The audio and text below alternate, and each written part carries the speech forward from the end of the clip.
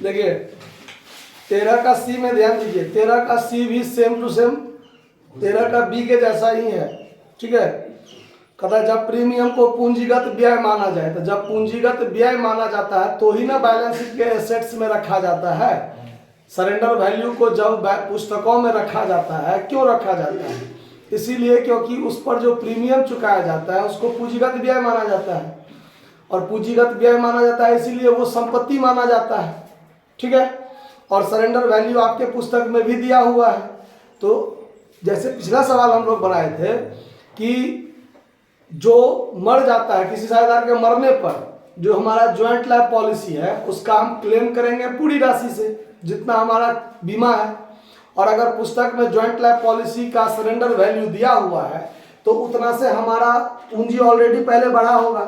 तो जब joint life policy को साझेदार के बीच में बांटेंगे तो बांटने के क्रम में पूरा बीमा वाला राशि में से सरेंडर वैल्यू घटा लेंगे, बाकी जो बचेगा वही साझेदारों के बीच में बांटा जाएगा। तो ये उसी टाइप का सवाल है, देख लीजिए। XYZ 4-3-3 अनुपात में लाभ बांटते हुए साझेदार हैं, उनके पास 2 लाख रुपया की ज्वाइंट लाइफ पॉलिसी थी, दिया गया वार्षिक प्रीमियम 2000 रुपया है, एक संपत्ति माना जाता है। ठीक है, और 15/3/2022 को Y की मृत्यु हो गई। उसी तिथि को बीमा पॉलिसी का समर्पण मूल्य 30,000 रुपया था। ठीक है, और Y के मृत्यु पर संयुक्त जीवन बीमा पॉलिसी के लिए क्या कीजिए, आपको जर्नल एंट्री बनाना है। ठीक है, तो आप सबसे पहले जब क्लेम कीजिएगा तो क्या कीजिएगा, insurance company account DR, insurance company account DR to joint life policy account. 2 lakh का पॉलिसी है तो 2 लाख रुपया, और मरा है 15/3/2022 को, तो 2022 मार्च 15 को, तो उसी तारीख को क्लेम करेंगे हम। और उसी तारीख को जब हम साझेदारों के बीच में बांटेंगे तो हमारे पास तो 30,000 का सरेंडर वैल्यू भी दिया हुआ है, तो 1,70,000 साझेदारों के बीच में बटाएगा। तो उसके लिए बनाएंगे joint life policy account DR to XYZ साझेदार है ना, to X capital account, to Y capital account, to Z capital account.